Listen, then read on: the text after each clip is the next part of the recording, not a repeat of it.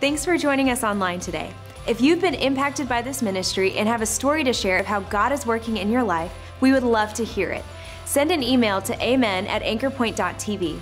Also, you can help bring messages just like this one to others who need to hear the hope and the love of Jesus by investing today at anchorpoint.tv/give. Now, we hope you enjoy today's message. We ain't holding up and we ain't holding back. We're going to go forward with what God has asked us to do. And today, so much going on this weekend. Today is Connect Sunday. Everybody say those two words with me. Connect Sunday. And you can find a group. There's 4 things we do at this church. We gather, connect, grow, and serve. And we connect in groups. And that's how a church with 4 services and hundreds and hundreds of people on the weekend stays small. We need you to get in a group. And it doesn't have to be a Bible study group. We have activity groups, men's groups, women's groups, Bible study groups, freedom groups, all kinds of groups for you to be a part of, and we would love for you to take advantage of that. At the big wood wall, there's a big balloons that say groups, and our group's host will be able to do that for you. You can sign up online. You can sign up right now, but don't do that because I'm preaching. But you can. If you get bored or you don't like what I'm saying, hey, anchorpoint.tv or our app in your app of choice. Well, we're in week number 3 of a series that we entitled Beating the Odds, and I can't recap all 2 weeks today. I want to encourage you, if you miss a week, make sure you log online, anchorpoint.tv, and you can get it on podcast or video and get caught up. Because if you only hear one part of the series, you'll think, what about this and what about that? And we've covered a lot of what-abouts already. And so we want to kind of dive in today into a new topic. And what we've been doing is really just trying to find biblical principles that work no matter where you are. Because some of you are single and looking, you're single ready to mingle, hey, you know. And some of you are single and don't want anybody. And some of you are divorced or going through divorce, and some of you are married and you're miserable, and some of you are married and happy. So we've been looking for some kind of some stringline things, so to be able to put into place and build. That's our goal: build healthy relationship. There are no perfect relationships because there are no perfect people. So our goal is not perfection. Quit expecting perfection and start pursuing health. And here's why we say that: the odds are not in your favor. In fact, just a 30-second recap, we'll throw it up on the screen. Here's the statistics when it comes to marriage: that first marriages, 45 to 50% of first marriages end in divorce. 60 to 65% of second marriages end in divorce. 73 to 75% of third marriages end in divorce. And if you live together or you cohabitate, you can 5x every single one of those numbers. You are 5 times more likely than your counterparts. Yeah, that's what I thought too, but listen to me, a statistic is not a personal attack. This is not called knowing the odds, it's called beating the odds. Show my next stat. So we've been saying, hey, there's a few things that we can do to be able to do this. And the first thing we said is that 4 out of 5 happy couples said this. It said they put God at the center of their marriage. We said we're going to change the culture and we're going to put God at the center of our marriage. And we said this, that if you're engaged in the life of your church, if you join a small group together, engaged in spiritual community, check this out, you're 35% less likely to experience divorce. And according to the University of Texas, husbands and wife who pray together regularly or every day, fewer than 1% of those get divorced. Why? Because marriage is spiritual. That's why. It's not a governmental structure. It is a spiritual institution, and we've talked about this from the get-go. We've come at it from a Christian worldview, that God called us to holy covenant, talked about that last week, one man, one woman, holy covenant with each other, covenant with God, and we said that's God's plan and design. We also said that sex is awesome. Come on, amen. Amen. It is. Hey, if you're married, sex is awesome. Come on, say amen. It is. But sex is also sacred. That means that it's only healthy within marriage. And when it's outside of the confines of what we just talked about, it's destructive, it's harmful, it's sinful. And we don't do that. The last thing we said is we're just going to let God be God. We're going to quit trying to change our spouse. We're going to try to manipulate them. And we're going to say, God, we trust you to get involved. If you got your message notes, pull those out, because today I want to speak to you from the topic of there's a better way. There's a better way. Today, I want to primarily talk to dating couples, those married people. I'm going to show you how to apply these because you should still be dating your spouse. If you have kids, you need to take notes. If you know someone in the dating process, if you know someone, a young adult, someone high school, if you're single again, know someone who's single again, grandparents, you need to take notes because we're going to kind of zero in on the dating part of this. And I always want to say up front, there's a better way than what the world is saying. There's a better way to select a spouse because here's what I kind of look at over the past probably 30, 40 years of American culture. We have become more cautious in everything but relationships. I mean, we are obsessed with safety in 2019 in every area but relationships. You need to know why I know this? Because I was a kid in the 80s, and we didn't believe in safety. Come on and say amen. I mean, how many of y'all rode in a station wagon facing backwards on that? Yeah, and your parents told you roll the window down? Some of you are like, what that? This is how you roll the window down. How many rode in the back of a pickup truck? Come on, somebody. And we survived. Can you believe that? That would be child abuse nowadays. Oh, my God. We didn't have safety, man. I'm telling you, back in the day, our parents didn't care. Our trampolines didn't have those safety enclosures. No. Man, it didn't even have the pad around. Most of our trampolines were missing springs. That's how we sorted out the weak and the dumb. I mean, it's what we did. You know, it's just the way it is. Back in the day, you see playgrounds. Take my kids to playgrounds now, and they have these little slides that kind of swivel and do this, and they're dark inside. Not back in our day. In the 80s, we had 3-story tall slides. Come on, somebody. And they were metal and chromed out. Yeah. You would get third-degree burns, and if you fell, nobody cared. Now, we bubble wrap our kids before they leave the house. My in-laws, oh my God, he walked outside, oh my God. You know, it's like, and it's so funny that in the area of relationships, every other area we're like protection, but in relationships and sexuality, we're like, do all you can, do as much as you can.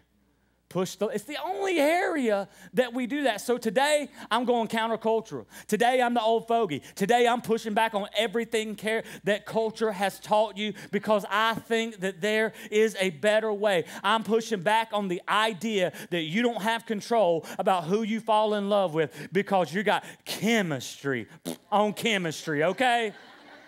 Look for character over chemistry. Come on, somebody. Chemistry will fade, character lasts. And the reason we look for chemistry is because the songs teach us about it. In fact, how many of y'all been enjoying the love songs? How many of y'all enjoying it? Pastor Matt, come on out. Pastor Matt, come on out. Man, it's been fun. He's got to get a paycheck, so he loves doing this. And he's like, yeah, well, you know, you got to get paid to do something, get paid to sing some love songs.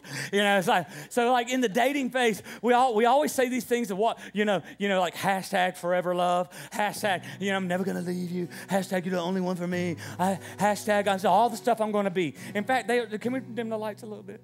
There we go. Come on. So in the dating phase, you said all this stuff in one way or another of all the things you're going to be. So tell them what you were going to be. The strand in your eyes, the color them wonderful, stop me and steal my breath. Emeralds from mountains, thrust towards the sky, never revealing their depth. So tell me that we belong together. We belong together. With the trappings of love, I'll be captivated. I'll hang from your lips instead of the gallows of heartache that hang from above. And I'll be your crying shoulder.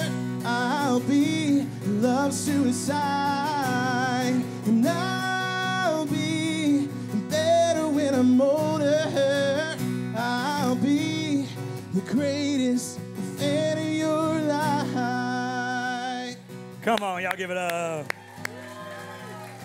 But there's a song that's better than this, and we actually had to enlist a little bit more help. So I want you to welcome to the stage Melody Gardner, one of our worship leaders here. So this year, we're going to break it out. We're going to switch it up a little bit because there's a song that kind of explains what I think most of us feel, especially in the dating and the chemistry phase. Go ahead, Pastor Matt. Love you, babe. If I could sing.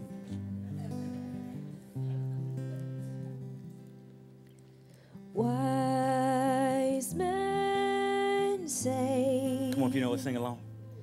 only fools rush in, but I can tell, falling in love with you. Shall I stay? Would it be a sin?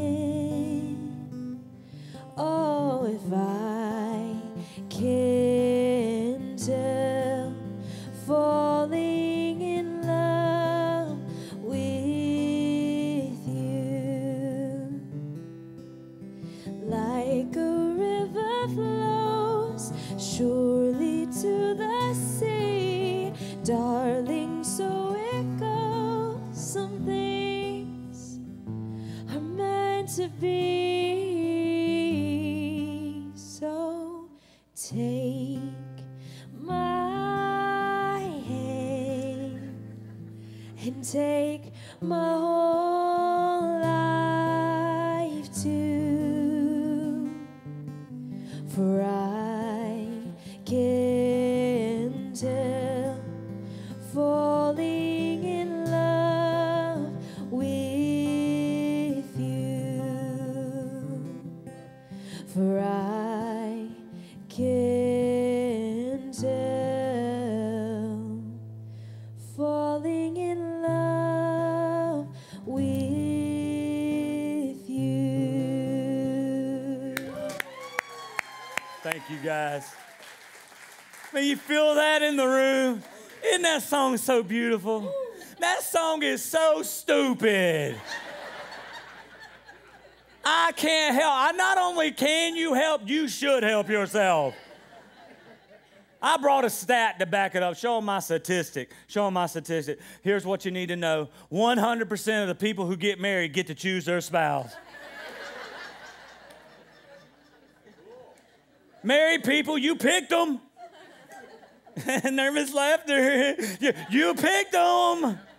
Single people, you have a choice.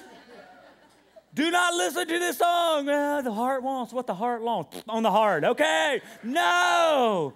Give my key thought. Here's what I want to know, you to know today. Never settle for less than God's best. In the area of relationships, especially in the selection process, never settle for less than God's best, because the temptation is always to settle. Some of you are in this room and you're married, like, might have chose the right one. Never settle for a mediocre marriage when you can have a life-giving, God-honoring, legacy-leaving marriage through the power of the risen Saviors. God's best is possible. I didn't say it was easy. I said it's possible. I didn't say it was convenient. I said it's possible. I didn't say you didn't have to work for it. I said it's possible. The kind of life that God designed, the kind of life that's worth living, the kind of life where you lay your head on your pillow at night knowing you loved your spouse and you loved your God and you served His purpose in the earth and said, I made a difference today, and wake up tomorrow and do it again. You can live like that. It is possible. And settling never satisfies. There's a better way. So here's my question is, are you living for God's best? Are you living for God? Not are you living your best life? That's a different question. Are you living for God's best? Because God's word gives us an insight, some practical tips on how to do this and what it should look like. So if you're dating, I'm going to apply this all to the mirror, so everybody take notes. I want you to jot down the first thing. And the first thing is this. In this season, we got to change the pattern. We got to change the pattern. The pattern of the world is broken. Here's the pattern. Step one, find the one. Oh, I just find the one. If I find the one, they're going to love me, and they're going to accept me, and they're going to understand me, and they're going to fix me. It's going to be about me. I just got to find the one. I'm going to find the one. Oh, there she is. Look at her hair. Oh, she smells so good. Oh, look. He looked at me. Hey. Dude's head. We have chemistry. Step two, Put all your hopes and dreams on the one. You're going to love me, fix me, complete me, serve me, understand me. It's going to be awesome. I'm going to have to work that hard because you're the one. If you want to doom a relationship or a marriage, just to fix all your hopes and dreams on a person that cannot sustain the weight of them. Step 3, disillusionment. They didn't meet my expectation. And when that doesn't work, we repeat steps 1 through 3. Find the one. Put the hopes and dreams of the world on them. They don't meet my expectations some way, shape, or form. Repeat, repeat, repeat. We have to change the pattern. Instead of finding the one, change the pattern. And if you're dating, single, or engaged, work on becoming the one. Become the one that God created you to be. Become the woman that God created you to be. Become the man God created you to be. If you're married, quit worried about changing your spouse and say, God, work on me. Create me into the wife, the husband that you created me to be, because I don't want to follow the pattern of failed relationships. Here's how Paul says it in Romans chapter 12, verse 2. Do not conform to the, say it with me, to the pattern of this world. But be, say it with me, transformed by the renewing of your mind. Check this out. Most people preach the first half. Look at the second half. Then you will be able to test and approve what God's will is. How many of you want God's will in your marriage? Raise your hand. How many of you want God's will in your kids' future marriage? How many of you want them in? Yeah, all of us should have our hands up. Well, you can't do that by copying the pattern of the world. God has so much more in store for you than finding the one. Listen, single person in this room. Listen, teenager in this room. Marriage is not the highest achievement in life. Being who God created you to be, being sold out to His kingdom and His purpose, that is worth living your life for. So allow God to develop you into the one He's created you to be, so that when He's ready, you're ready to be the one for somebody else, the spouse for somebody else. In fact, change your prayer to God, send me someone, and start praying this: God, make me into someone. Make me into someone you created. Make me into someone who's worthy of a son or a daughter. Make me into someone of character. Make me into someone of patience. Make me into someone of integrity. God, strengthen me, guide me, develop me, direct me, because I want to be who you created to be. If that's what you want, come on and say amen. Amen. That's what we want. That's what we're pursuing. Change the pattern. Here's another pattern. A pattern is we bring our baggage into marriage and into relationships, and we think the other person will understand. No. Deal with your issues now. Everybody say that word now with me. 1, 2, 3. Now. Now. Now. Your issues follow you everywhere you go. Everywhere you show up, your issues are right there. And I jotted it in my notes like this. I want to read it right so you get it. If you don't deal with your issues now, eventually you'll blame the person you love for the problems you have. That's married people right there. Light bulbs have went off because 6 months, 6 weeks, or 6 years into the marriage, a husband said, the reason I drink so much is because of you. And what we don't know is he brought that in. The reason I gamble so much is because of you. Women tell men, the reason I cry so much is because of you. No, you had that before marriage, and we never allow God to heal us and make us a whole person. So we put a weight on a man that he could never, ever sustain, or under pressure he could never hold up under. So you got to settle it. Say it with me. Now.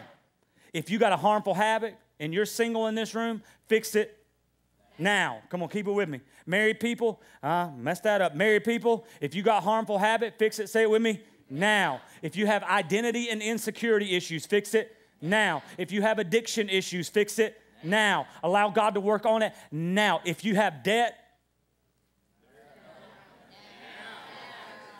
you don't want to be like me. I brought debt into our marriage. That woman right there had to pay for some old girlfriend dates that I went on. True story. I ain't preaching from perfection. How sad was that when we got married and I showed her my credit card debt? What do you have to show for this? Nothing but some old flings that I took the Longhorn because I didn't have the money. You got to fix it. By the way, if you're still dealing with old flings, fix it now.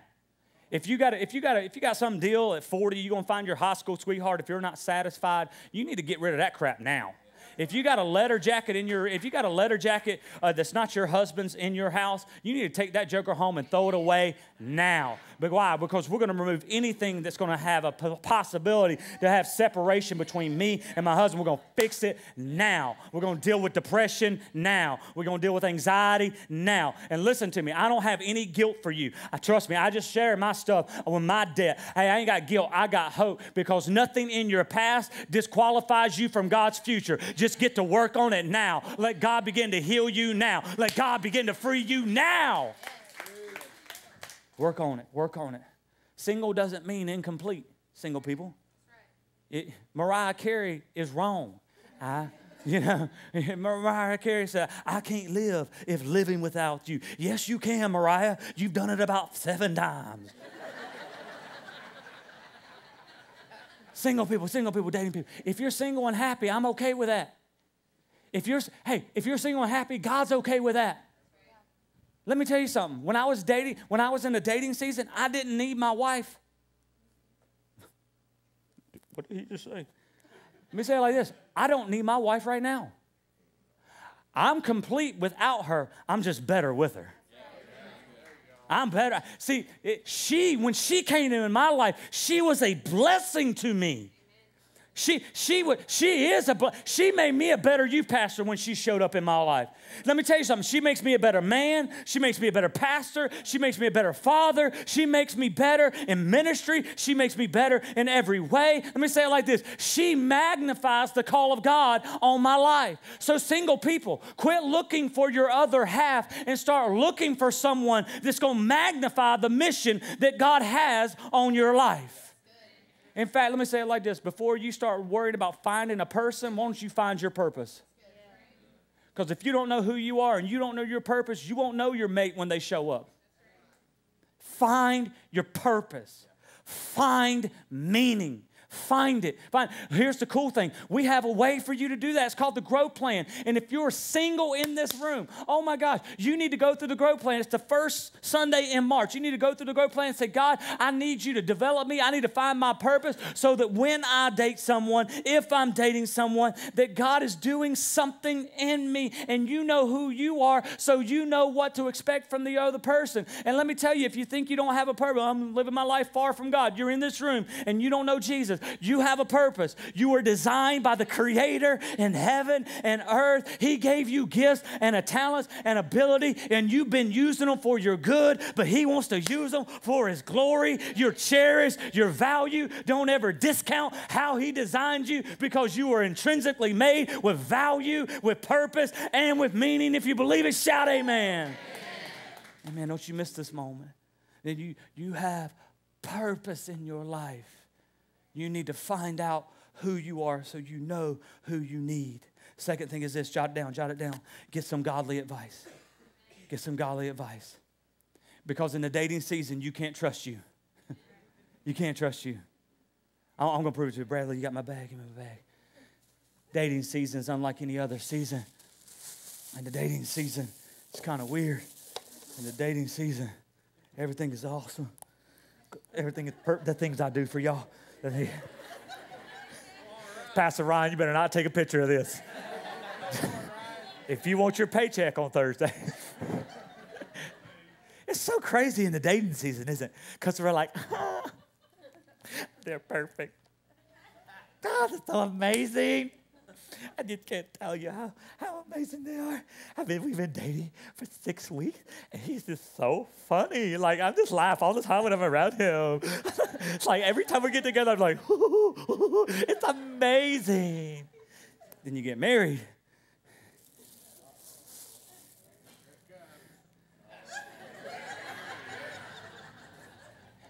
And you're like, you're never serious about anything. Everything is a joke to you. I can't even take you seriously. Everything's going wrong because of you. I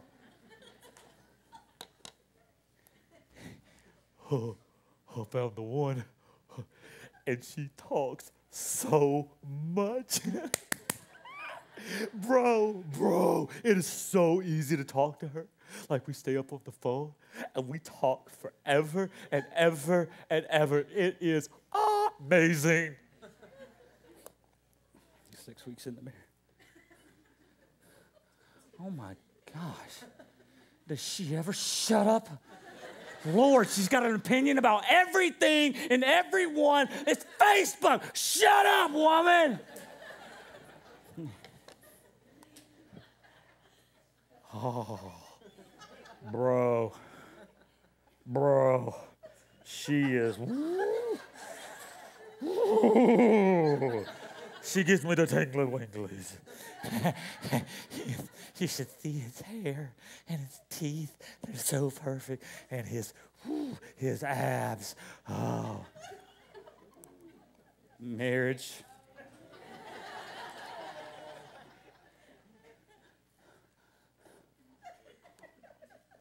What happened? Gravity happened. That's what happened. Kids happened. That's what happened. 24 Krispy Kremes happened. That's what. We're having fun. It's amazing, right? Well, we look at. I was thinking, what if we put this on the marriage side? What if we put this on the dating side? What if in the dating season, sorry, camera guy. What is that back there, bro? Oh, that's your past 5 relationships that all ended the same way because they're all the issue. Oh. Come here. What is that? What is that? Look at that. You still got all that bitterness back there? Oh. What if we did this in the dating season, and what if we put this on in the marriage season? What if we started saying, in marriage, you know what? I'm going to believe the best instead of assume the worst. What if we started evaluating things a little bit differently in the dating season? I bet we could save ourselves. And here's what I need to tell you. When you have these on in the dating season, you need to get some outside voices in your life. Look how Proverbs says it. Look how it says it. The way of fools seems right to them, but say it with me, the wise listen to advice. Others can see what you miss in the dating season. So parents, friends, mentors, get involved in the selection process. Parents, if you have kids in the dating phase or entering the dating phase and you don't know who they're dating, they don't go on another date until they go on a date with you. Teenagers, I didn't come to be your friend today.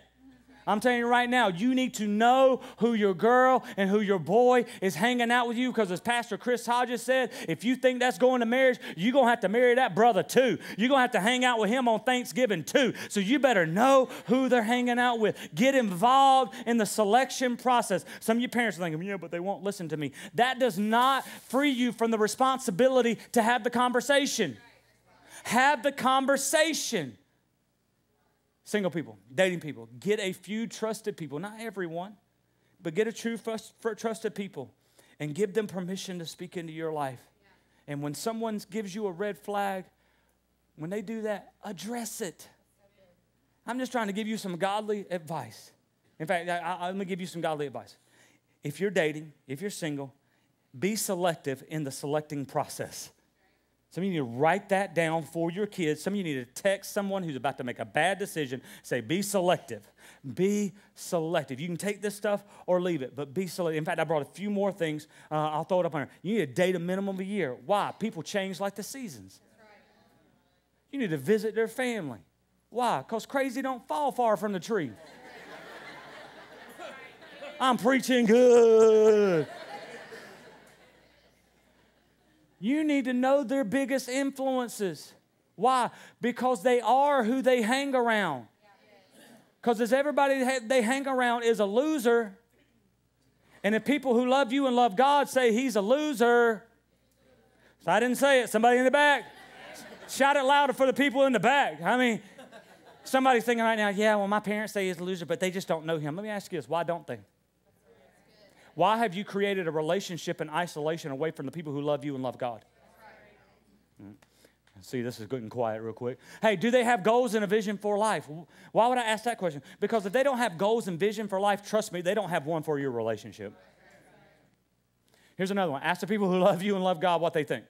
Invite it in. Don't push back, invite it in.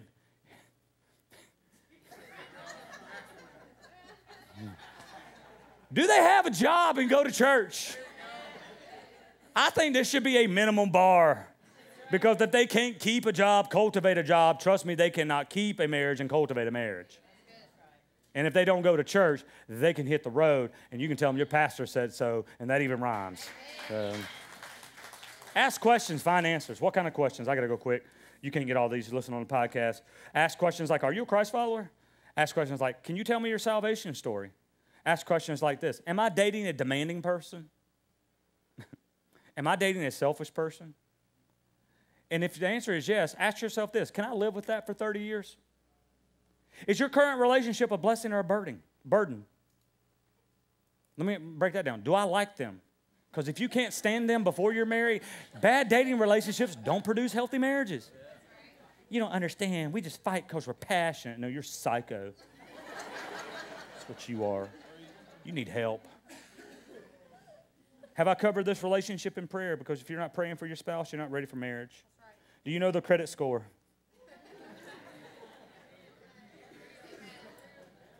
Dads, you listen back on the podcast and just ask. Dude shows up, say, hey, let me get a credit check real quick. Do you constantly have to ask, are you okay? Are you okay? Here, you know why, gentlemen? Because if you constantly have to ask her if she's okay, she is needy. And you get a choice in this. You can't help falling in love with needy people. Because needy people are needy. Yeah. Ask how many serious relationships you've been in. Why would I ask that question? Because if there's too many, there may be issues. And if there are none, they may have commitment issues. Ask questions like this. Will you go to get pre-marriage advice or counseling with me? Things like that. Listen, why would I do that? Because wisdom is worth the wait. And I would rather wait and have the peace of God than to move ahead without it.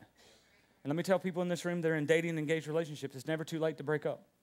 I've seen it time and time again in ministry. You date for 2 or 3 years, the guy proposes, the woman feels an obligation. I can't say no now. I'm too in now. I'm too tied to the family. Let me help you. When in doubt, back out. Yeah. Ooh, it's good. When in doubt, back out. Back out. Don't marry someone you're not convinced of. If you're not ready to be married, don't date.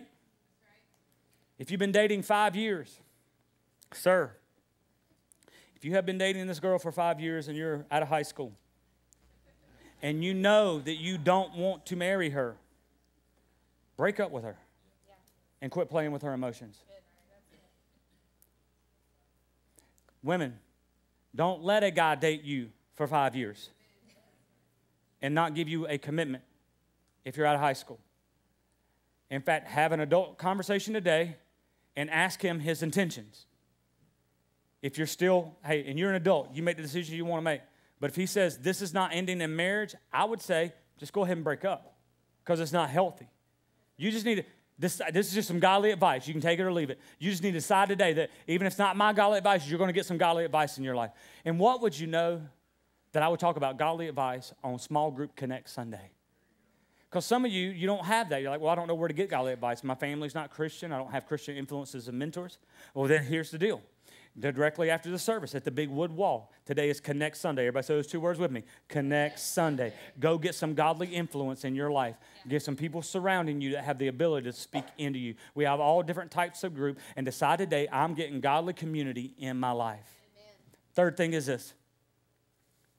If you want to never settle, here's the deal. Set some healthy boundaries. In modern dating, we give our heart away too quickly and too often. So you got to put some boundaries around your heart. Healthy boundaries. Here's what it says in Proverbs 4:23.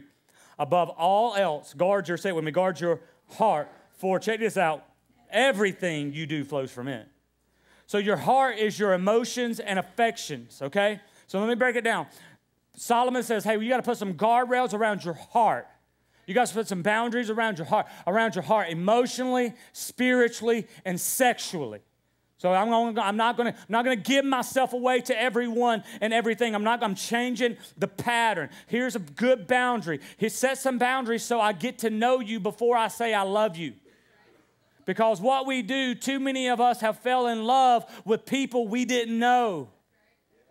And man, I wish somebody would have told me some of this stuff, because I spent years dating people before my wife that I was not ready to marry. I was not prepared to marry. And I wounded them and I hurt them and they wounded me. And somebody could have said, hey, put some boundaries in place. Not just don't, not just stop. No, get to know that person.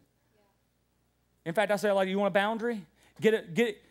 Make sure you're spiritually compatible before you're emotionally connected.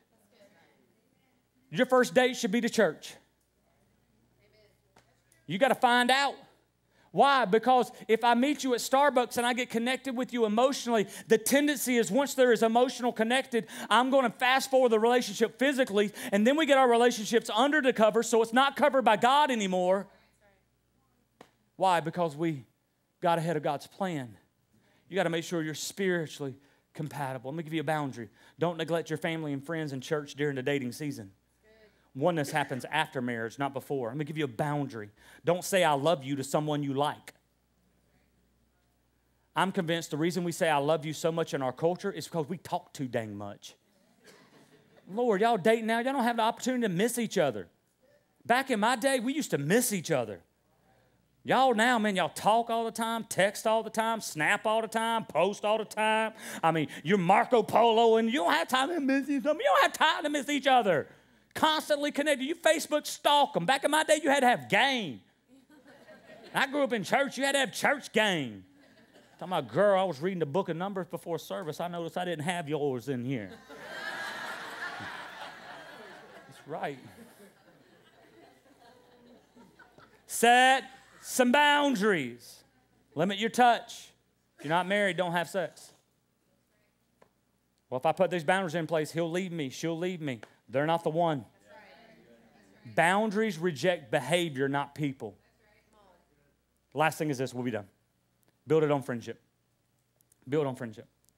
The missing ingredient in most relationships is friendship. I know you love them, but you need to like them too. And somebody in this room who's single, been single a long time, you're thinking, yeah, but I'm lonely. Listen to me. Loneliness speaks loud. Don't let it talk you into compromise. Never settle for less than God's best. Some of the loneliest people I know are married. Look at this last verse. Band, come on up. Song of Solomon. His wife is saying this. She says this. His mouth is sweetness itself. He is altogether lovely. This is my this is my and my what? Friend. They're one and the same. Friends are faithful, compassionate, and considerate. And I believe these are the quality that makes the best relationships. That's why the person you marry should be your best friend. I have a message like this. I know a lot of people in the room, a lot of guilt, a lot of just things kind of rise up, shame maybe of what's going on. And you're thinking, man, that sounds great, Pastor. But here I am married and I didn't build it like that. Here I am married and I got all this stuff in my past. Here I am dating and I'm still bitter about the guy before. Here I am and I'm still dealing with issues from my, here I am. Well, I didn't do that. And that's good. That's a good picture, Pastor, but I got past and I got pain and I got hurt. Listen to me. God makes all things new. God, there is a better way. God makes all things new. Never settle for less than God's best. God makes all things